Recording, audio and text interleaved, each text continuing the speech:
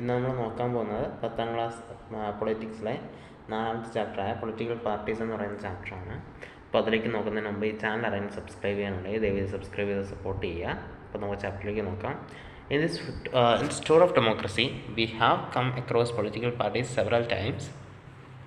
In class 9, we noticed the role of political parties in rise of democracies, in the formation of constitutional designs, in electoral politics, and in making and working of governments. In this textbook, we have glanced at political parties as vehicles of federal sharing of political powers. Before concluding this tour, let us take a close look at the nature and working of political parties, especially in our country. We begin by asking two common questions. Why do we need parties? How many parties are good for democracy? In the light of these, we introduce the national and regional political parties in today's India, and then look at what is wrong at political parties and what can be done about it. അപ്പോൾ ഈ ചാപ്റ്ററിൽ നമ്മൾ നോക്കുന്നത് എന്താണ്, political പാർട്ടീസിനെ പറ്റിയാണ്. ഡെമോക്രസിയെ political parties എങ്ങനെയാണ് സ്വാധീനിക്കുന്നത്, അതിൻ്റെ നല്ല വശങ്ങൾ എന്തൊക്കെയാണ്, മോശം വശങ്ങൾ എന്തൊക്കെയാണെന്നൊക്കെ ഉള്ളതാണ് നമ്മൾ ഈ ചാപ്റ്ററിൽ നോക്കുന്നത്. നമുക്ക് ചാപ്റ്ററിലേക്ക് ഡയറക്റ്റായിട്ട് നോക്കാം. Why do we need political parties? നമുക്ക് എന്തിനാണ് പൊളിറ്റിക്കൽ പാർട്ടീസിൻ്റെ ആവശ്യകത? Political parties are easily one of the most visible institutions in a democracy. For most ordinary citizens, democracy is equal to political parties. If you travel to remote parts of our country and speak to less educated citizens, you would come across people who may not know anything about our constitution or about the nature of our government. But chances are that they would know something about our political parties. At the same time, the visibility does not mean popularity. Most people tend to be very critical of political parties. They tend to blame parties for all that is wrong with our democracy and our political life. Parties have become identified with social and political divisions.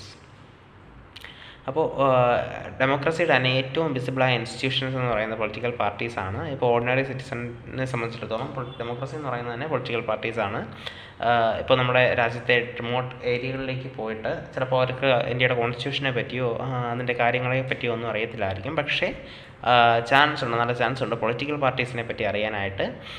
അപ്പോൾ ഇത് ഒരു negative ഇമ്പാക്റ്റും ഉണ്ടാക്കുന്നുണ്ട്. കാരണം പലതരത്തിലുള്ള ആൾക്കാരും ഈ political പാർട്ടീസിനെ ഡെമോക്രസിയിലുണ്ടാകുന്ന എല്ലാ പ്രോബ്ലത്തിനും റോങ്സിനും കാരണമായിട്ട് ഈ കംപ്ലീറ്റ്ലി ഈ പൊളിറ്റിക്കൽ പാർട്ടീസിനെ ബ്ലെയിം ചെയ്യുന്നുണ്ട്. Therefore, it is natural to ask, do we need political parties at all? About 100 years ago, there were few countries of the world that had any political party. Now there are few without that do not have parties. Why did political parties become so omnipresent in the democracies all over the world? Let us first answer what political parties are and what they do before we say why we need them. അപ്പോൾ നമ്മൾ നോക്കുകയാണെങ്കിൽ ഒരു 100-150 വർഷം മുമ്പ് നോക്കുകയാണെങ്കിൽ എന്താണ്, പല രാജ്യത്തും കുറച്ച് രാജ്യങ്ങൾ മാത്രമേ പൊളിറ്റിക്കൽ പാർട്ടീസ് ഉണ്ടായിരുന്നുള്ളൂ. പക്ഷേ ഇപ്പോൾ നോക്കുകയാണെങ്കിൽ കുറച്ച് രാജ്യങ്ങൾ മാത്രമേ ഇല്ലാതെ ഉള്ളൂ. അപ്പോൾ ഡെമോക്രസിയുടെ ഒരു ഇമ്പോർട്ടൻറ്റ് ആസ്പെക്റ്റായിട്ട് പൊളിറ്റിക്കൽ പാർട്ടീസ് മാറുകയാണ്. അപ്പോൾ നമുക്കത് എന്താണ് എന്നാദ്യം ആ പൊളിറ്റിക്കൽ പാർട്ടീസ് എന്താണെന്ന് മനസ്സിലാക്കാം, എന്നിട്ട് അതിൻ്റെ ആവശ്യകതയെക്കുറിച്ച് ചർച്ച ചെയ്യാം. Meaning, a political party is a group of people who come together to conduct elections and hold power in the government. They agree on some policies and programs for the society with a view to promote the collective good. Since there can be different views on what is good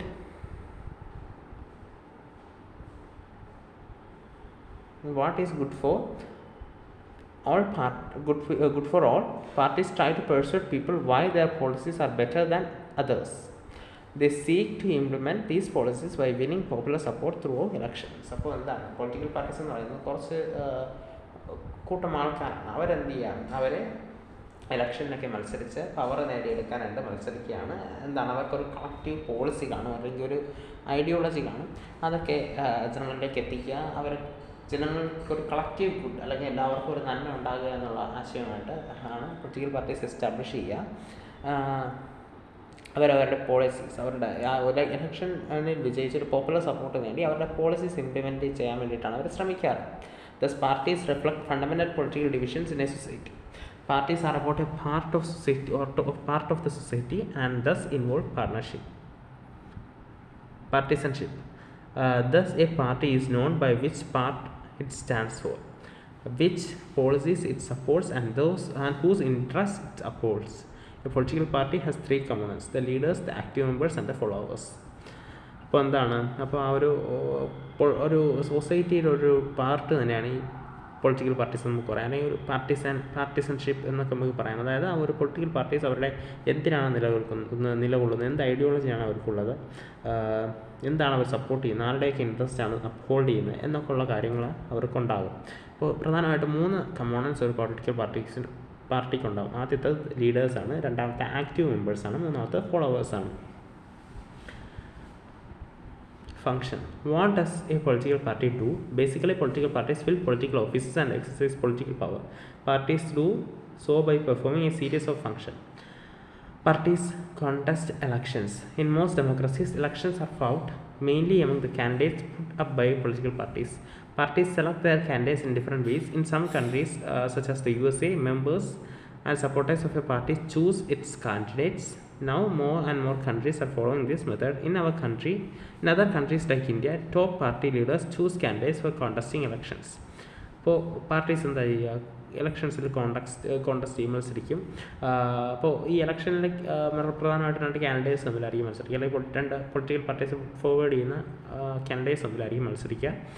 അപ്പോൾ ആ candidates തന്നെ political parties എടുക്കുന്നത് പലതരത്തിലാണ്. ഇപ്പോൾ USA നോക്കുകയാണെങ്കിൽ അവിടുത്തെ ആ ഒരു പാർട്ടിയുടെ സപ്പോർട്ടേഴ്സും മെമ്പേഴ്സും ഒക്കെയാണ് ആ കാൻഡിഡേറ്റിനെ ചൂസ് ചെയ്യുന്നതെങ്കിൽ, ഇന്ത്യ പോലുള്ള ചില രാജ്യങ്ങളിൽ എന്താണ്, ടോപ്പ് പാർട്ടി ലീഡേഴ്സാണ് ആ കാൻഡിഡേറ്റിനെ ചൂസ് ചെയ്യുന്നത്. Second, party put forward different policies and programs and the voters choose from them. Each of us may have different opinion and views on what policies are suitable for the society, but no government can handle such a large variety of views in a democracy. A large number of similar opinions have to be grouped together to provide a direction in which policies can be formulated by the government.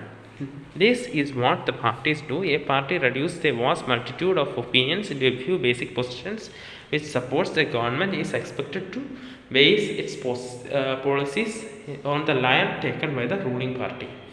എന്താണ്, parties പലതരത്തിലുള്ള പോളിസീസും പ്രോഗ്രാംസും ഒക്കെ മുന്നോട്ട് വയ്ക്കും. പലതരത്തിലുള്ള ആൾക്കാർക്ക് പലതരത്തിലുള്ള opinion കാണും. ആ ഒരു സൊസൈറ്റിയുടെ ആ പോളിസീസിനെ അംഗീകരിക്കുന്ന, അല്ലെങ്കിൽ ഒരു മുന്നോട്ട് വയ്ക്കുന്ന ആ ആശയങ്ങളെ അംഗീകരിക്കുന്ന ജനങ്ങളായിരിക്കും അവർ വോട്ട് ചെയ്യുക. ഡെമോക്രസി ഒക്കെ ആണെങ്കിൽ ഒരു ഒപ്പീനിയൻ്റെ ഒരുപാട് പേര് ഒരേ ഒപ്പീനിയനുമായിട്ട് വരുന്നുണ്ട്. അങ്ങനെയുള്ള ആശയങ്ങൾ വരുമ്പോഴാണ് ഈ ഗവൺമെൻറ്റ്സ് ഫോം ചെയ്യുന്നത്. അതായത് പൊളിറ്റിക്കൽ പാർട്ടീസിനെ സപ്പോർട്ട് ചെയ്യുന്ന ഒരുപാട് പേര്, അല്ലെങ്കിൽ ആ ഒരു ഇലക്ഷൻ ജയിക്കാൻ ആവശ്യമായ ആൾക്കാരെ അവരെ സപ്പോർട്ട് ചെയ്യുമ്പോൾ അത് ഇവർ വിജയിച്ച് ഗവൺമെൻറ് രൂപീകരിക്കും. അപ്പോൾ അത് ഈ ഓരോ പൊളിറ്റിക്കൽ പാർട്ടീസും എന്താണ്, അവരുടെ ആശയങ്ങളൊക്കെ, അല്ലെങ്കിൽ അവർ ഇനി ചെയ്യാൻ പോകുന്ന പ്രോഗ്രാംസും പോളിസീസും ഒക്കെ രൂപീകരിക്കുന്നത് എങ്ങനെയാണെന്ന് വെച്ചാൽ, ഇപ്പോൾ ഒരു റൂളിംഗ് ഗവൺമെൻറ് ആണ്, ഒരു റൂളിംഗ് പാർട്ടിയാണ്, അവരുടെ പെർഫോമൻസ് വിലയിരുത്തി അതിൽ നിന്ന് മാറ്റേണ്ട കാര്യങ്ങളൊക്കെ മനസ്സിലാക്കിയാണ് അവർ എന്താണ് പോളിസീസും പ്രോഗ്രാംസും രൂപീകരിക്കുക. Third, party play a decisive role in making law for the country. Formally, laws are debated and passed in the legislature, but since most of the members belong to the party, they go by the direction of the party leadership, irrespective of their personal opinion. ഇനി parties എന്ത് ചെയ്യുന്നുണ്ട്, ഒരു law making കാര്യങ്ങളും ചെയ്യുന്നുണ്ടെന്ന് നമുക്ക് മനസ്സിലാക്കാം നമ്മുടെ കൺട്രിയിൽ. കാരണം എന്ന് വെച്ചാൽ ഫോർമലായിട്ട് നമ്മൾ പറയുകയാണെങ്കിൽ ലെജിസ്ലേച്ചറിൽ ഇങ്ങനെ ഡിബേറ്റൊക്കെ നടത്തി അത് പാസ്സാക്കിയാണ് നിയമം ഉണ്ടാകുന്നതെങ്കിൽ ഫോർമലായിട്ട് നമുക്ക് പറയാമെങ്കിൽ ഒരേ പാർട്ടിയുടെ ആൾക്കാരായിരിക്കും അല്ലെങ്കിൽ ഒരു ഭൂരിപക്ഷമുള്ള ആളുകളായിരിക്കുമല്ലോ ഒരു പാർട്ടി ആണെങ്കിൽ ഭരിക്കുന്നതെങ്കിൽ ആ പാർട്ടിയുടെ ആളുകൾക്കായിരിക്കുമല്ലോ ഭൂരിപക്ഷം. അപ്പോൾ ആ പാർട്ടിയുടെ ലീഡേഴ്സ് പറയുന്നതായിരിക്കും പിന്നീട് നിയമങ്ങളായിട്ട് മാറുക. 4, parties form and run governments. As we noted last year, the big policy decisions are taken by political executive that comes from the political parties. Parties recruit leaders, train them, and then make the ministers to run the government in the way they want. എന്താണ്, parties government form ചെയ്യുകയും ആ government നയിച്ചുകൊണ്ട് പോവുകയും ചെയ്യും. നമ്മൾ നോക്കുകയാണെങ്കിൽ ഈ political executive, അതായത് political parties എന്ത് ചെയ്യും, ഒരു ലീഡേഴ്സിനെ ഇങ്ങനെ റിക്രൂട്ട് ചെയ്ത് ട്രെയിൻ ചെയ്ത് അവരെ മിനിസ്റ്റേഴ്സാക്കി അവരെ വെച്ച് ഗവൺമെൻറ്റിനെ run ചെയ്യിക്കും. 5, those parties that lose in elections play the role of opposition of the parties in power by voicing different views and criticizing government of its failures and wrong policies. Opposition parties also mobilize opposition to the government. അപ്പോൾ ഇനി തോൽക്കുന്ന പാർട്ടികളാണെങ്കിൽ അവരെന്ത് ചെയ്യും, അതൊരു role of opposition അല്ലെങ്കിൽ പ്രതിപക്ഷത്തിൻ്റെ സ്ഥാനം ഏറ്റെടുക്കും. അവർ ഈ ഗവൺമെൻറ് ഇപ്പോൾ ഭരിച്ചിരിക്കുന്ന ഗവൺമെൻറ്റിൻ്റെ പോരായ്മകളും തെറ്റുകുറ്റങ്ങളും ഒക്കെ ചൂണ്ടിക്കാണിച്ച് ജനങ്ങളുടെ ഇടയിൽ നിന്ന് ഇമ്പാക്റ്റ് ഉണ്ടാക്കാൻ അവർ ശ്രമിക്കും. Sixth, parties shape public opinion. They rise and highlight issues. Parties have lakhs of members and activists spread all over the country. Many of the pressure groups are the extension of political parties among different sections of the society. Parties sometimes also launch movements for the resolution of problems faced by people. Often opinions in the society crystallize on the lines parties take. അപ്പോൾ അവരെന്ത് ചെയ്യുന്നുണ്ട്, parties public opinion shape ചെയ്യുന്നുണ്ട്. നമുക്ക് നോക്കുകയാണെങ്കിൽ പലതരത്തിലുള്ള വിഷയങ്ങൾ മുന്നോട്ട് കൊണ്ടുവരികയും അതിനെതിരെ പ്രക്ഷോഭങ്ങൾ നടത്തുകയും സമരങ്ങൾ നടത്തുകയൊക്കെ വഴി ജനങ്ങളുടെ ഇടയിൽ ആ ഒരു കാര്യത്തെപ്പറ്റി ഒരു ഇമ്പാക്റ്റ് ഉണ്ടാക്കുകയും അങ്ങനെ ഒരു പബ്ലിക് ഒപ്പീനിയൻ നേടിയെടുക്കാനും അല്ലെങ്കിൽ ഒരു പബ്ലിക് ഒപ്പീനിയൻ രൂപപ്പെടുത്താനും ഇവർ ശ്രമിക്കാറുണ്ട്. 7. Parties provide people access to government machinery and welfare schemes implemented by governments. For an ordinary citizen, it is easy to approach local party leader than a government officer. That is why they feel close to parties even when they do not fully trust them. Parties have to be responsible to people's need and demand, otherwise people can reject those parties in the next election. ജനങ്ങളുടെ ആവശ്യങ്ങളും അല്ലെങ്കിൽ സർക്കാർ സ്കീമുകളിലൊക്കെ ജനങ്ങളിലേക്ക് എത്തിക്കാൻ ഈ party പ്രവർത്തകർക്ക് അല്ലെങ്കിൽ പാർട്ടിക്ക് കഴിയുന്നുണ്ട്. കാരണം ഇപ്പോൾ ഒരു സാധാരണക്കാരന് ആദ്യം അവിടെ ലോക്കൽ പാർട്ടി നേതാവിൻ്റെ അടുത്തേക്കായിരിക്കും ഈ പോളിസീസിനും ഗവൺമെൻറ് കാര്യങ്ങൾക്കൊക്കെ വേണ്ടിയിട്ട് അത് ഗവൺമെൻറ് ഓഫീസറിനേക്കാൾ പോകുന്നതിനേക്കാളും അവർക്ക് ആക്സസിബിൾ ആയിട്ടുള്ളത് അയാളായിരിക്കും. അതുകൊണ്ടാണ് ജനങ്ങൾ കൂടുതൽ പാർട്ടീസിനോട് അടുക്കുന്നത്. Necessity. This list of functions in a sense answer the question asked above. We need political parties because they perform all these functions. നമ്മൾ എന്തിനാണ് പൊളിറ്റിക്കൽ പാർട്ടീസ് എന്ന് ചോദിക്കുമ്പോൾ അവരുടെ ഫങ്ഷൻസ് തന്നെയാണ് അതിൻ്റെ ഉത്തരം. But we still need to ask why modern democracies cannot exist without political parties. അപ്പോൾ നമ്മൾ മനസ്സിലാക്കണം എന്തുകൊണ്ട് മോഡേൺ ഡെമോക്രസിക്ക് പൊളിറ്റിക്കൽ പാർട്ടീസ് ഇല്ലാതെ നിലനിൽക്കാൻ പറ്റുന്നില്ല. We can understand the necessity of political parties by imagining a situation without parties. Every candidate in the election will be independent, so no one will be able to make any promise to the people about any major policy changes. The governments may be formed, but its utility will remain ever uncertain. അപ്പോൾ നമുക്ക് അതിൻ്റെ അർത്ഥം മനസ്സിലാക്കണമെങ്കിൽ അല്ലെങ്കിൽ എന്തുകൊണ്ട് party ഇല്ലാതെ ഈ modern democracy മുന്നോട്ട് പോകുന്നില്ല എന്ന് ചോദിച്ചാൽ അതിൻ്റെ അർത്ഥം മനസ്സിലാക്കണമെങ്കിൽ പാർട്ടി ഇല്ലാത്തൊരു സിറ്റുവേഷൻ നമ്മൾ ചിന്തിക്കണം. അപ്പോൾ എല്ലാ ഇലക്ഷനും എല്ലാവരും ഇതായിരിക്കും, സ്വതന്ത്ര സ്ഥാനാർത്ഥികളായിരിക്കും. അവർക്ക് പോളിസി ചേഞ്ച് ചെയ്യാൻ പറ്റുമെന്ന് അവർക്ക് ഉറപ്പ് നൽകാൻ പറ്റില്ല. കാരണം എന്ന് വെച്ചാൽ ഒരു പാർട്ടിക്ക് ഭൂരിപക്ഷം കാണത്തില്ല, പാർട്ടി ഇല്ലല്ലോ. അപ്പോൾ സ്വതന്ത്ര സ്ഥാനാർത്ഥികളായിരിക്കുമ്പോൾ ആ ഗവൺമെൻറ് തന്നെ അൺസർട്ടൈൻ ആയി മാറും. Elected representatives will be accountable to their constituency for what they do in the locality, but no one will be responsible for how the country will be run. ഒരു പ്രദേശം select ചെയ്തിരിക്കുന്ന ആൾ അങ്ങനെയാണെങ്കിൽ select ചെയ്തിരിക്കുന്ന ആൾ എന്താണ്, ആ പ്രദേശത്തിൻ്റെ ഉത്തരവാദിയായിരിക്കും. അയാൾക്ക് നല്ല കാര്യങ്ങൾ ചെയ്യാം. അപ്പോൾ എന്താണ്, പക്ഷേ രാജ്യം എങ്ങനെ മുന്നോട്ട് പോകുമെന്ന് അവർക്ക് ഉത്തരം നൽകാൻ കഴിയില്ല. We can also think about it by looking at the non-party based elections to the panchayat in many states. Although the parties do not contest formally, it is generally noticed that the village gets split into more than one faction, each of which puts up a panel of its candidates. This is exactly what the party does.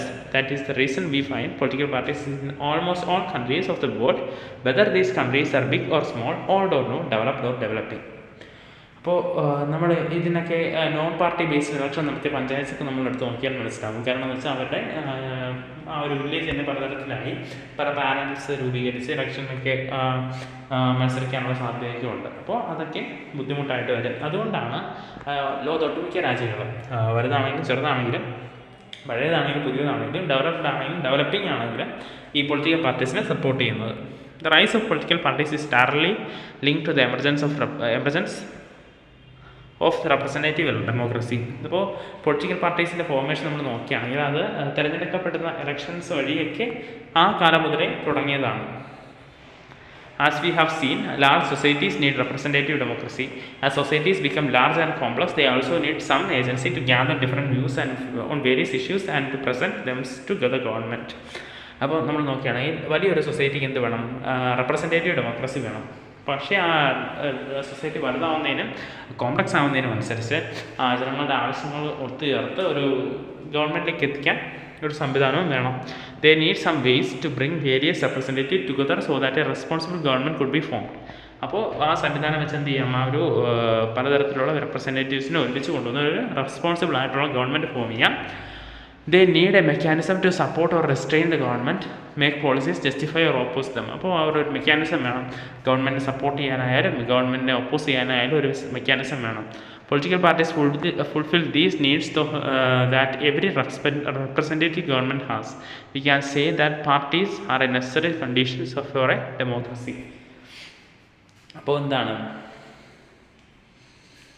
Political parties എന്ത് ചെയ്യും? ആ ഒരു representative government ആ ഒരു ideology തന്നെ fulfil ചെയ്യും. അപ്പോൾ അവർക്ക് ഒരു നെസസറി കണ്ടീഷൻ, പാർട്ടീസ് ഒരു നെസസറി കണ്ടീഷനാണെന്ന് നമുക്ക് പറയാൻ പറ്റും. How many parties should we have? In a democracy, any group of citizens is free to form a political party. In this former sense, there are large number of political parties in each country. More than 750 parties are registered with the Election Commission of India. But not all parties are serious contenders in the election. Usually only a handful of parties are effectively in the race to win elections and form the government. So the question is, how many major and effective parties are good for a democracy? ഇപ്പോൾ എന്താണ്, എത്ര political parties വേണമെന്ന് ചോദിച്ചാൽ ഇന്ത്യയിലുള്ള അല്ലെങ്കിൽ നമ്മൾ ഇന്ത്യക്കാരനാണെങ്കിൽ ഇന്ത്യയിലുള്ള ഏത് ഒരു പൗരനും എന്താണ് പൊളിറ്റിക്കൽ പാർട്ടീസ് രൂപീകരിക്കാനുള്ള അവകാശമുണ്ട്. അങ്ങനെ ലോകത്ത് ഒരുപാട് പൊളിറ്റിക്കൽ പാർട്ടീസ് ഉണ്ട്. ഇന്ത്യയിൽ തന്നെ 750 പാർട്ടീസ് രജിസ്റ്റർ ചെയ്തിട്ടുണ്ട് ഇലക്ഷൻ കമ്മീഷൻ ഓഫ് ഇന്ത്യയുടെ പേരിൽ. ഇവർക്ക് ഇലക്ഷന് കണ്ടന്റ് ചെയ്യാനുള്ള അവസരമുണ്ട്. പക്ഷേ ഒരു സീരിയസ് ആയിട്ട് അല്ലെങ്കിൽ ഇലക്ഷൻ വിജയിക്കാനായിട്ട് മത്സരിക്കുന്ന കുറച്ച്, അല്ലെങ്കിൽ ഇലക്ഷൻ വിജയിക്കുക, പരിപൂർണ്ണമായിട്ട് ഇലക്ഷൻ വിജയിക്കുക എന്ന ലക്ഷ്യത്തോട് മത്സരിക്കുന്ന കുറച്ച് പാർട്ടീസിനെ നമുക്ക് എടുത്തു പറയാൻ പറ്റത്തുള്ളൂ. In some countries only one party is allowed to control and run the government. ചില രാജ്യങ്ങൾ എടുത്തു നോക്കിയാൽ ഒരു പാർട്ടി അനുവദിക്കത്തുള്ളൂ. They are called one party systems. അത് എന്താണ്, ഒരു പാർട്ടി സിസ്റ്റം എന്നാണ് അറിയപ്പെടുന്നത്. നമ്മൾ ചൈനയൊക്കെ എടുത്തു നോക്കിയാൽ വൺ പാർട്ടി സിസ്റ്റമാണ്. In class 9, we noted that in China, only the Communist Party is allowed to rule. അത് തന്നെയാണ് ചൈനയിൽ എന്താണ്, കമ്മ്യൂണിസ്റ്റ് പാർട്ടി മാത്രമേ റൂൾ ചെയ്യാൻ അനുവദിക്കുന്നുള്ളൂ. although legally speaking people are free to form political parties, it does not happen because the electoral system does not permit free competition for power. അപ്പോൾ നമുക്ക് പറയാൻ പറ്റുമെങ്കിലും legally ചെയ്യുമ്പോൾ നമുക്ക് എല്ലാവർക്കും അധികാരമുണ്ട് പൊളിറ്റിക്കൽ പാർട്ടീസ് രൂപീകരിക്കണം എന്നൊക്കെ പറയുമ്പോൾ ഇലക്ട്രൽ സിസ്റ്റം അനുവദിക്കുന്നില്ല, എല്ലായിടത്തും ഒരു ഫ്രീ കോമ്പറ്റീഷൻ അനുവദിക്കുന്നില്ല. We cannot consider one party system as a good option because this is not a democratic option. In a democratic system must allow at least two parties to compete in an election and provide a fair chance for the competing parties to come to power. One party system നല്ലതാണെന്ന് നമുക്ക് പറയാൻ പറ്റത്തില്ല, കാരണം അത് ഡെമോക്രസിക്ക് എതിരാണ്. കാരണം ഒരു party മാത്രമല്ലേ അധികാരത്തിൽ എത്തുള്ളൂ. അപ്പോൾ അറ്റ്ലീസ്റ്റ് രണ്ട് പാർട്ടീസെങ്കിലും ഉണ്ടെങ്കിൽ നമുക്കൊരു ഡെമോക്രസി എന്ന് പൂർണ്ണമായിട്ടും പറയാൻ പറ്റത്തുള്ളൂ. In some countries, power usually changes between two main parties. Several other parties may exist, contest elections and win few seats in the national legislature. But only the two main parties have a serious chance of winning majority of seats to form governments. പല രാജ്യങ്ങളിൽ എന്താണ്, രണ്ട് parties തമ്മിലായിരിക്കും പ്രധാനമായിട്ടും മത്സരം. അത് നിങ്ങളൊരു party വിജയിക്കും. വേറെ പാർട്ടികൾ കാണുമെങ്കിലും അവർ നാഷണൽ ലെജിസ്ലേച്ചറിൽ കുറച്ച് സീറ്റുകൾ മാത്രമേ പിടിക്കത്തുള്ളൂ. പ്രധാനമായിട്ടും അധികാരത്തിൽ എത്താൻ വേണ്ടിയിട്ട് രണ്ട് പാർട്ടി തമ്മിലായിരിക്കും competition. such a party system is called two-party system. The United States of America and the United Kingdom are examples of two-party system. അങ്ങനെയുള്ള സിസ്റ്റത്തിനെ പറയുന്ന പേരാണ് ടു പാർട്ടി സിസ്റ്റം. പ്രധാനമായിട്ടും UK-യും USA-യൊക്കെ നമുക്ക് ടു പാർട്ടി സിസ്റ്റം എന്ന് വേണമെങ്കിൽ പറയാം. If several parties compete for power and more than two parties have a reasonable chance of coming to power either on their own strength or in alliance with other, we call it a multi-party system. അപ്പോൾ ഒരു രണ്ട് party കൂടുതൽ അല്ലെങ്കിൽ രണ്ട് പാർട്ടിയിൽ കൂടുതൽ ജയിക്കാൻ സാധ്യതയുണ്ടാവുകയും അല്ലെങ്കിൽ അലയൻസ് വഴി ഭരിക്കാൻ സാധ്യത ഉണ്ടാവുകയൊക്കെ ചെയ്യുന്നതിനെ പറയുന്ന പേരാണ് multi party system. Thus in India we have a multi party system. അതുകൊണ്ട് തന്നെ ഇന്ത്യ ഒരു മൾട്ടി പാർട്ടി സിസ്റ്റമാണ്. In this system the government is formed by various parties coming together in a coalition. അപ്പോൾ ഗവൺമെൻറ് ഉണ്ടാകുന്നത് പല parties ചേർന്ന ഒരു coalition government വഴിയാണ്. When several parties in a multi-party system join hands for purpose of contesting election and winning power, it is called an alliance or a front. അപ്പോൾ ഇങ്ങനെ പല പാർട്ടീസും ചേർന്ന് അധികാരത്തിൽ എത്തുന്നതിനെ പറയുന്നതിൻ്റെ പേരാണ് അലയൻസ് അല്ലെങ്കിൽ ഫ്രണ്ട് എന്ന് നമുക്ക് പറയാം. For example, in India, there were three such major alliances in 2004 parliamentary election: the National Democratic Alliance, the United Progressive Alliance, and the Left Front. അങ്ങനെ നോക്കുകയാണെങ്കിൽ 2004 പാർലമെൻറ്റ് ഇലക്ഷന് ഇങ്ങനെ മൂന്ന് പ്രധാനപ്പെട്ട അലയൻസ് ഉണ്ടായിരുന്നു. NDA അല്ലെങ്കിൽ national democratic alliance, UPA united progressive alliance, അത് മൂന്നാമത്തെ left front. The multi-party system often appears very messy and leads to political instability. പല പാർട്ടികൾ ചേർന്നത് വഴി എന്താണ് അത് വളരെ കണ്ടുപിടിക്കാൻ വളരെ ബുദ്ധിമുട്ടേറിയതും അല്ലെങ്കിൽ പൊളിറ്റിക്കൽ ഇൻസ്റ്റബിലിറ്റി ക്രിയേറ്റ് ചെയ്യുന്നതുമായിട്ട് നമുക്ക് തോന്നാം. At the same time, this system allows a variety of interests and opinions to enjoy political representation. അതേസമയം തന്നെ ഇതെന്ത് സപ്പോർട്ട് ചെയ്യും, പലതരത്തിലുള്ള ആശയങ്ങളുള്ളവരെ പൊളിറ്റിക്കൽ റെപ്രസെൻറ്റേഷനിലേക്ക് എത്തിക്കാൻ സഹായിക്കും. So which of these is better? Perhaps the best answer to this very common question is that this is not a very good question. Party system is not something any country can choose. It evolves over a long time, depending on the nature of the society, its social and regional divisions, its history of politics and its system of elections. Party system എന്ന് പറയുന്ന ഒരു കൺട്രിക്ക് choose ചെയ്യാൻ പറ്റുന്നതല്ല, അത് evolve ചെയ്തുകൊണ്ടിരിക്കും ആ സൊസൈറ്റിയുടെ nature അനുസരിച്ച്, സോഷ്യൽ റീജിയണൽ ഡിവിഷൻ അനുസരിച്ച്, അവിടുത്തെ പൊളിറ്റിക്സിൻ്റെ ഹിസ്റ്ററി അനുസരിച്ച്, ഇലക്ഷൻ ചരിത്രങ്ങളനുസരിച്ചൊക്കെ മാറിക്കൊണ്ടിരിക്കും.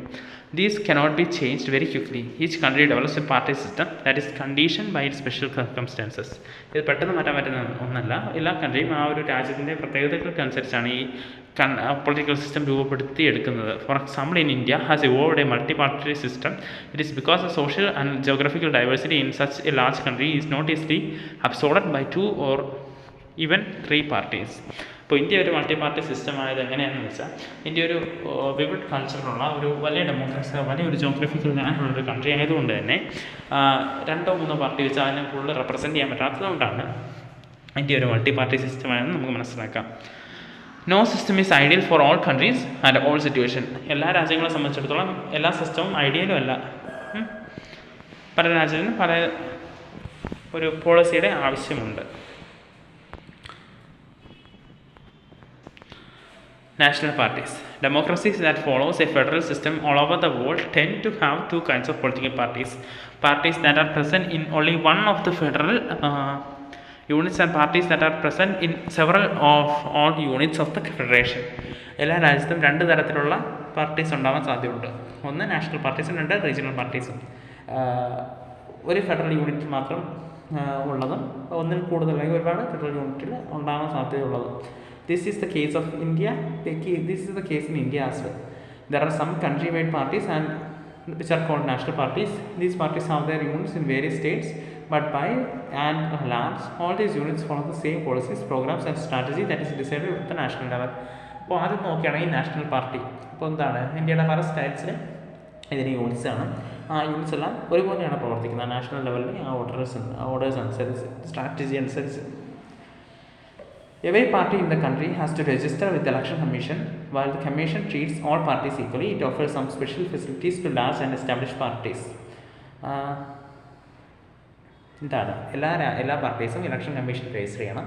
കമ്മീഷൻ എല്ലാവരും ഈക്വലായിട്ടാണ് കാണുന്നതെങ്കിലും വലിയ പാർട്ടീസിന് അല്ലെങ്കിൽ എസ്റ്റാബ്ലിഷ്ഡ് ആയ പാർട്ടീസിന് കുറച്ച് സ്പെഷ്യൽ ഫെസിലിറ്റീസ് ഉണ്ട്. These parties are given A unique simple. Only the official candidates of the party can use that election simple. ആദ്യത്തെ കാര്യം എന്താണ്, അവർക്കൊരു യുണീക് സിമ്പിൾ ഉണ്ട്. ആ ഒരു ഒഫീഷ്യൽ കാൻഡിഡേറ്റിന് മാത്രമേ ആ ഒരു ഇലക്ഷൻ സിമ്പിൾ യൂസ് ചെയ്യാൻ പറ്റത്തുള്ളൂ. Parties that get this privilege and some other special facilities are recognised by the election commission for this purpose. ഇപ്പോൾ പാർട്ടീസിന് ഈ ഒരു പ്രിവിലേജ് കിട്ടുകയും പിന്നെ കുറച്ച് സ്പെഷ്യൽ ഫെസിലിറ്റീസ് ഒക്കെ അനുവദിക്കുന്നുണ്ട്. That is why these parties are called recognised political parties. അതുകൊണ്ടാണ് ഇത്തരത്തിലുള്ള പാർട്ടീസിനെ റെക്കഗ്നൈസ്ഡ് പൊളിറ്റിക്കൽ പാർട്ടീസ് എന്ന് അറിയപ്പെടുന്നത്. The election commission has laid down a detailed criteria for the proportion of votes and seats that the party must get in order to be a recognized party. Election commission ഒരു criteria വെച്ചിട്ടുണ്ട്, ഈ നിബന്ധനകൾ. അപ്പോൾ ഇത്ര ശതമാനം vote അല്ലെങ്കിൽ ഇത്ര ശതമാനം സീറ്റൊക്കെ കിട്ടിയാൽ മാത്രമേ അതൊരു റെക്കഗ്നൈസ്ഡ് പാർട്ടിയായിട്ട് കൺസിഡർ ചെയ്യത്തുള്ളൂ.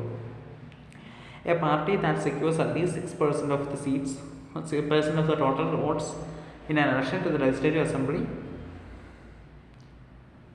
of a state and wins at least 2 seats is recognized as a state party. അപ്പോൾ ഒരു ലെജിസ്ലേറ്റീവ് അസംബ്ലിയിൽ അറ്റ്ലീസ്റ്റ് എന്താണ് 6% വോട്ടോ അല്ലെങ്കിൽ 2 സീറ്റോ കിട്ടിയിട്ടുണ്ടെങ്കിൽ അവരെന്ത് ചെയ്യാം, അവർ സ്റ്റേറ്റ് പാർട്ടിയായിട്ട് കൺസിഡർ ചെയ്യാം. ഈ party that secures at least 6% of the total votes in Lok Sabha elections or assembly elections in 4 states and wins at least 4 seats in Lok Sabha is recognized as national parties. Lok Sabha ഇലക്ഷനിൽ assembly സ്റ്റേറ്റ്സിൽ at least 6% വോട്ടോ അല്ലെങ്കിൽ 4 സീറ്റോ കിട്ടിയിട്ടുണ്ടെങ്കിൽ ഇതാണ് അതിനൊരു national പാർട്ടീസായിട്ട് 4 സ്റ്റേറ്റുകളിൽ അങ്ങനെ കിട്ടിയിട്ടുണ്ടെങ്കിൽ ഒരു national പാർട്ടിയായിട്ട് consider ചെയ്യാം.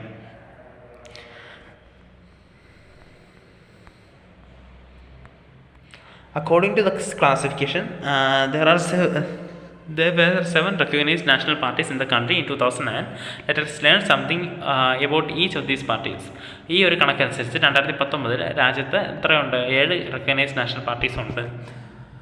അപ്പോൾ ആദ്യത്തെ all India Trinamool Congress, launched on 1st January 1998 under the leadership of Mamata Banerjee, recognized as a national party in 2016. The party's symbol is flowers and grass. Committed to secularism and federalism, has been in power in West Bengal since 2011. Also has presence in Arunachal Pradesh, Manipur and Tripura. In general election held in 2019, it got 4.07% votes and won 22 seats, making the 4th largest party in the Lok Sabha. All India Trinamool Congress 1998 ജനുവരി 1 സ്ഥാപിക്കപ്പെടുന്നത്. മമതാ ബാനർജിയാണ് അതിൻ്റെ നേതാവ്. National പാർട്ടിയായിട്ട് അംഗീകരിക്കപ്പെടുന്നത് 2016 symbol എന്ന് പറയുന്നത് ഫ്ലവേഴ്സും ഗ്രാസുമാണ്. അപ്പോൾ ഫ്ലവേഴ്സിൻ്റെ ideology എന്ന് പറയുന്നത് സെക്യുലറിസവും ഫെഡറലിസവുമാണ്. 2011 മുതൽ west Bengal അധികാരത്തിലുണ്ട്. Arunachal പ്രദേശിലും മണിപ്പൂരിലും ത്രിപുരയിലും ഇതുപോലുള്ള presence ഉണ്ട്. 2019 ജനറൽ ഇലക്ഷനിൽ 4.07% വോട്ടും അതുപോലെ തന്നെ 22 സീറ്റ്സും കിട്ടിയിട്ടുണ്ട്. ലോക്സഭയുടെ 4ാമത്തെ ഏറ്റവും വലിയ പാർട്ടിയാണ്.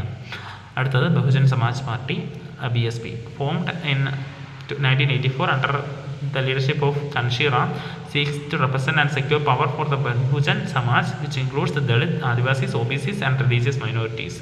1984 ഖൻഷി റാമിൻ്റെ നേതൃത്വത്തിൽ രൂപീകരിക്കപ്പെട്ട പാർട്ടിയാണ്. ബഹുജൻ സമാജിന്, അതായത് ദളിത്, ആദിവാസീസ്, OBC, റിലീജിയസ് മൈനോറിറ്റീസിനൊക്കെ പവർ നേടിക്കൊടുക്കുക എന്നുള്ള ലക്ഷ്യത്തോടു കൂടി വന്ന പാർട്ടിയാണ്. Draws inspiration from the ideas of teachings of Sahu Maharaj, Mahatma Phule, Periyar Ramasamy Naicker and Baba Saheb Ambedkar. Sahu Maharaj, Mahatma Phule, അതുപോലെ തന്നെ പെരിയാർ രാമസ്വാമി, ബാബാ സാഹേബ് അംബേദ്കർ തുടങ്ങിയവരുടെ ആശയങ്ങളൊക്കെ ഇൻഫ്ലുവൻസ്ഡ് ആയിട്ട് രൂപീകരിക്കപ്പെട്ട പാർട്ടിയാണ്. stands for the cause of securing the interest and welfare of Dalits and oppressed people. ദളിത്സിൻ്റെ ഓപ്രസ്ഡ് പീപ്പിളിൻ്റെ ഉന്നമനത്തിന് വേണ്ടിയിട്ട് രൂപീകരിക്കപ്പെട്ട പാർട്ടിയാണ്. It has its main base in the state of Uttar Pradesh and substantial presence in the neighbouring states like Madhya Pradesh, Chhattisgarh, Uttarakhand, Delhi and Punjab. അതിന് ഏറ്റവും കൂടുതൽ പേരുള്ളത് ഉത്തർപ്രദേശിലും അതുപോലെ തന്നെ അതിൻ്റെ നെയ്ബറിംഗ് സ്റ്റേറ്റ്സായ മധ്യപ്രദേശ്, ഛത്തീസ്ഗഡ്, ഉത്തരാഖണ്ഡ്, ഡൽഹി, പഞ്ചാബ് തുടങ്ങിയ സ്റ്റേറ്റ്സിൽ ഇതിൻ്റെ പ്രസൻസ് ഉണ്ട്. Formed government in Uttar Pradesh several times by taking the support of different parties at different times. In the Lok Sabha elections held in 2019, it polled about 3.63% votes and secured 10 seats in the Lok Sabha. അപ്പോൾ എന്താണ്, ഉത്തർപ്രദേശിൽ പല തവണ അധികാരത്തിലെത്തിയിട്ടുണ്ട്. 2019 ലോക്സഭ ഇലക്ഷനിൽ 3.63% വോട്ടും 10 സീറ്റ്സും കിട്ടിയിട്ടുണ്ട്. മൂന്നാമത്തത് Bharatiya Janata party അല്ലെങ്കിൽ BJP. Founded in 1980 by revising the erstwhile Bharatiya Jana Sangh, formed by Shyama Prasad Mukherjee in 1951. 1980 Bharatiya Janata party ആയിട്ട് രൂപീകരിക്കുകയാണ്, അല്ലെങ്കിൽ പേര് മാറ്റപ്പെടുകയാണ്. ഭാരതീയ ജനസംഘമായിരുന്നു അതിൻ്റെ പേര്. ശ്യാമപ്രസാദ് മുഖർജി 1951 ഫോം ചെയ്യുന്നത്. Wants to build a strong and modern India by drawing inspiration from India's ancient cultures and values. അവരുടെ ലക്ഷ്യമെന്ന് പറയുന്നത് ഇന്ത്യയിലൊരു മോഡേൺ ഇന്ത്യ അല്ലെങ്കിൽ സ്ട്രോങ് മോഡേൺ ഇന്ത്യ രൂപീകരിക്കുക, ആൻഷ്യന്റ് കൾച്ചേഴ്സും വാല്യൂസൊക്കെ എന്നൊക്കെ ഇൻസ്പിറേഷൻ ഉൾക്കൊണ്ട് ഒരു സ്ട്രോങ് മോഡേൺ ഇന്ത്യ രൂപീകരിക്കുകയായിരുന്നു ലക്ഷ്യം. And Deen Dayal Upadhyaya's ideas of integral humanism or Antyodaya, cultural nationalism or Hindutva is an important element in its conception of Indian nationhood and politics. അപ്പോൾ അവരുടെ ദീൻ ദയാൽ ഉപാധ്യായ എന്ന് പറയുന്ന നേതാവിൻ്റെയൊക്കെ ആശയപ്രകാരം ഇതാണ് ഇൻ്റഗ്രൽ ഹ്യൂമാനിസം അല്ലെങ്കിൽ അന്ത്യോദയ, കൾച്ചറൽ നാഷണലിസം തുടങ്ങിയ ഐഡിയോളജിയാണ് അവർ സ്പ്രെഡ് ചെയ്യുന്നത്. wants full territorial and political integration of Jammu Kashmir within India, a uniform civil code for all the people living in the country irrespective of religion, and a ban on religious conversions. എന്താണ് അവരുടെ ആശയങ്ങളെന്ന് പറയുന്നത്, ജമ്മു കാശ്മീരിന് ഒരു full territorial political integration ഉണ്ടാവുക, uniform civil code, അതുപോലെ തന്നെ റിലീജിയൻ്റെ റെസ്പെക്റ്റീവായിട്ട് ഒരു uniform civil code വേണം, അതുപോലെ റിലീജിയസ് കൺവേർഷനെ ബാൻ ചെയ്യണം തുടങ്ങിയ ആശയങ്ങളായിരുന്നു. It supports base increase substantially in the 1990s. 1990-കളിൽ ഇതിൻ്റെ ഒരു സപ്പോർട്ട് ബേസ് ഇൻക്രീസ് ചെയ്യാണ്. earlier limited to north and west and to urban areas, the party expanded support in the south, east and the northeast and to rural areas. Came to power in 1998 as the leader of the National Democratic Alliance, including several regional parties. Emerged as the largest party with 303 members in the 2009 Lok Sabha elections. Currently leads the ruling Indian government at the center. അപ്പോൾ 1998 NDAയുടെ ഭാഗമായിട്ട് അധികാരത്തിലെത്തി. അതിനുശേഷം 303 മെമ്പേഴ്സോടുകൂടി 2019 ലോക്സഭാ ഇലക്ഷനിൽ ഏറ്റവും വലിയ പാർട്ടിയായിട്ട് മാറി. Currently NDA ഗവൺമെൻറ്റിന് നേതൃത്വം കൊടുക്കുന്നത് സെൻട്രൽ ഭരിക്കുന്നതും BJP ഗവൺമെൻറ്റാണ്. അടുത്തത് communist party of India, formed in 1925, believes in Marxism, Leninism, secularism and democracy. CP form ചെയ്യുന്നത് 1925. മാർക്സിസവും ലെനിനിസവും സെക്യുലറിസവും ഡെമോക്രസിയുമാണ് അവരുടെ പ്രധാനപ്പെട്ട ആശയങ്ങൾ. Opposite forces of sectionalism and communalism, accepts parliamentary democracy as a means of promoting the interests of the working class, farmers and the poor. പാവപ്പെട്ട ജനവിഭാഗങ്ങളുടെ, അതായത് സാധാരണക്കാരൻ്റെ നിത്യത്തൊഴിൽ ചെയ്ത് ജീവിക്കുന്ന ആൾക്കാർക്ക് വേണ്ടി പ്രവർത്തിക്കുന്ന ഒരു പാർട്ടിയാണ്. became weak after the split in the party in 1964 and led to the formation of the CPIM. Significant presence in the states of Kerala, West Bengal, Punjab, Andhra Pradesh and Tamil Nadu. പക്ഷേ 1964 ആ party സ്പ്ലിറ്റിന് ശേഷം വീക്കായി മാറി. എന്താണ്, കേരളത്തിലും west ബംഗാളിലും പഞ്ചാബിലും ആന്ധ്രാപ്രദേശിലും തമിഴ്നാട്ടിലും ഒക്കെ significant ആയ പ്രസൻസ് ഉണ്ട്. It support base had gradually decline over the years. It secure less than 1% votes and 2 seats in 2019 Lok Sabha elections. Advocates the coming together of all left parties to build a strong left front. പക്ഷേ ഇത് നല്ല രീതിയിൽ ഇത് party decline ചെയ്തുകൊണ്ടിരിക്കുകയാണ്. 2019 ഇലക്ഷനിൽ 1% താഴെ വോട്ടും 2 seats മാത്രമേ കിട്ടിയിട്ടുണ്ടായിരുന്നുള്ളൂ. ഇവർ ആവശ്യം എന്താണ്, ലെഫ്റ്റ് പാർട്ടീസ് എല്ലാം ചേർന്ന് ഒരു ലെഫ്റ്റ് ഫ്രണ്ട് രൂപീകരിക്കണമെന്നുള്ളതാണ് അവരുടെ ആശയം. Communist party of India, marxist, formed in 1964, believes in marxism, leninism, support socialism, secularism and democracy and oppose imperialism and communalism. മാർക്സിസവും ലെനിനിസവും ഉള്ള ആശയത്തിൽ വിശ്വസിച്ച് സോഷ്യലിസത്തിനെയും സെക്യുലറിസത്തിനും ഡെമോക്രസിക്കും വേണ്ടി പോരാടുന്ന പാർട്ടിയാണ്. ഇമ്പീരിയലിസത്തെയും കമ്മ്യൂണലിസത്തിനെയും എതിർക്കുന്നുണ്ട്. Accepts democratic elections as a useful and helpful means for securing the objective of socio-economic justice in India. Enjoys strong support in West Bengal, Kerala and Tripura, especially among the poor factory workers. Democratic elections എന്താണ്, ഒരു socio economic ജസ്റ്റിസിന് ആവശ്യമാണെന്ന് വിചാരിക്കുകയും ഒരു west ബംഗാളിലും കേരളയിലും ത്രിപുരയിലും ഒരു strong support ഉള്ള പാർട്ടിയാണ്. പ്രധാനമായിട്ടും factory വർക്കേഴ്സിനും സാധാരണക്കാരിലും agricultural ലേബേഴ്സിനും ഒക്കെ ഇടയിൽ നല്ല സപ്പോർട്ടുള്ള പാർട്ടിയാണ്. Critical of the new economic policies that allows free flow of foreign capital and goods into the country, was in power in West Bengal without a break for 34 years. In the 2019 Lok Sabha election, it won about 1.75% of votes and 3 seats. West ബംഗാളിൽ തുടർച്ചയായിട്ട് ഏകദേശം ബ്രേക്കില്ല 34 വർഷം ഭരിച്ചിട്ടുണ്ട്. 2019 ലോക്സഭ ഇലക്ഷനിൽ 1.75% വോട്ടും 3 സീറ്റ്സും നേടിയിട്ടുണ്ട്.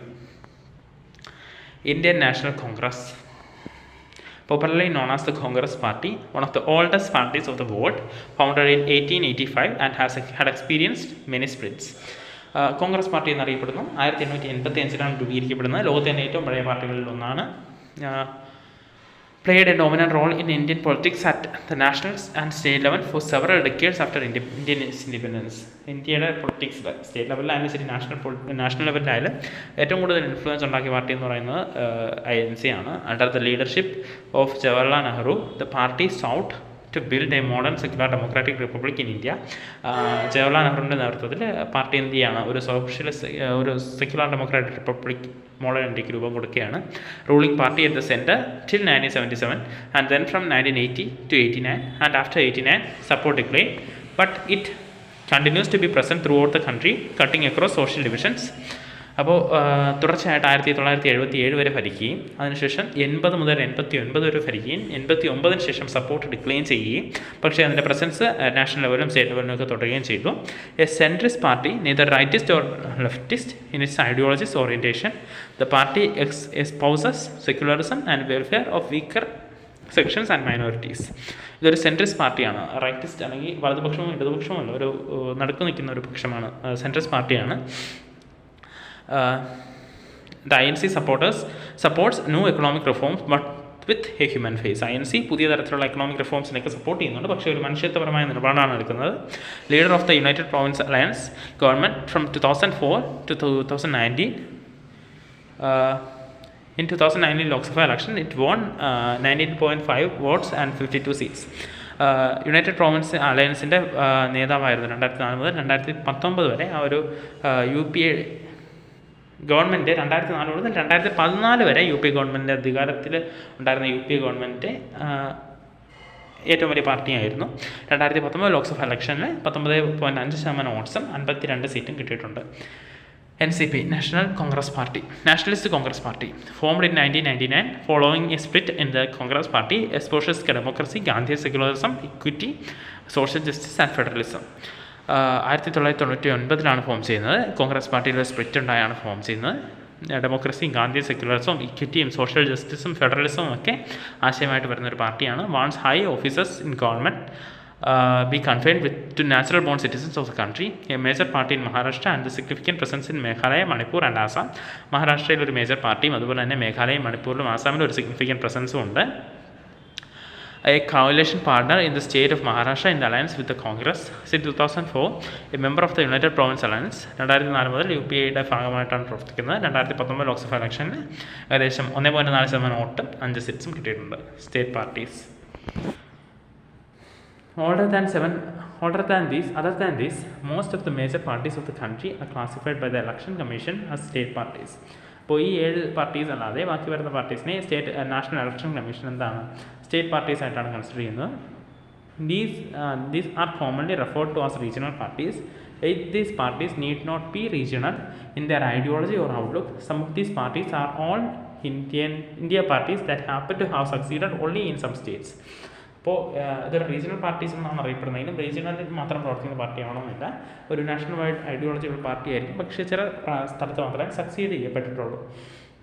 Parties like Samajwadi party and Rashtriya Janata Dal have national level political organisation with units in several states. Samajwadi party പോലുള്ള ഈ രാഷ്ട്രീയ ജനതാദൾ പോലുള്ള പാർട്ടികൾക്ക് നാഷണൽ വൈഡ് ഒരു ഇമ്പാക്റ്റ് അല്ലെങ്കിൽ ഒരു ഇൻഫ്ലുവൻസ് ഉണ്ട്. അത് പല സ്റ്റേറ്റുകളിലും എന്താണ് ഒരു യൂണിറ്റ്സും ഉണ്ട്. Some of these parties like Biju Janata Dal, Sikkim democratic front, Mizo national front and Telangana Rashtra Samithi are conscious about their state identity.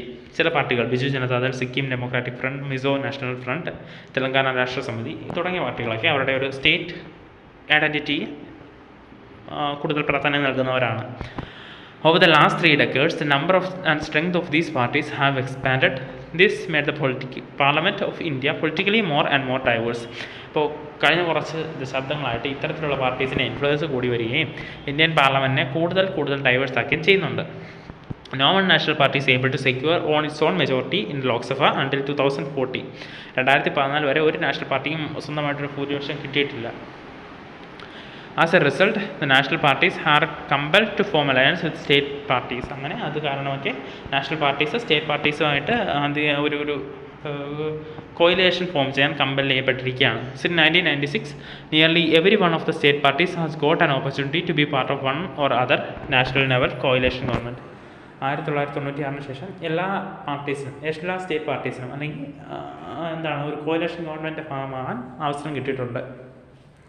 This has contributed to the strengthening of federalism and democracy in our country. ഇത് നമ്മുടെ രാജ്യത്തിൻ്റെ ഡെമോക്രസി അല്ലെങ്കിൽ ഫെഡറലിസത്തിനൊക്കെ സ്ട്രെങ്തൻ ചെയ്യാൻ കാരണമായിട്ടുണ്ട്. അപ്പോൾ regional പാർട്ടീസിൻ്റെ ഒരു chart ഇവിടെ തന്നിട്ടുണ്ട്, അതൊന്ന് നോക്കുക. അപ്പോൾ ഇത്രയാണ് പാർട്ട് 1 വരുന്നത്. Thank you.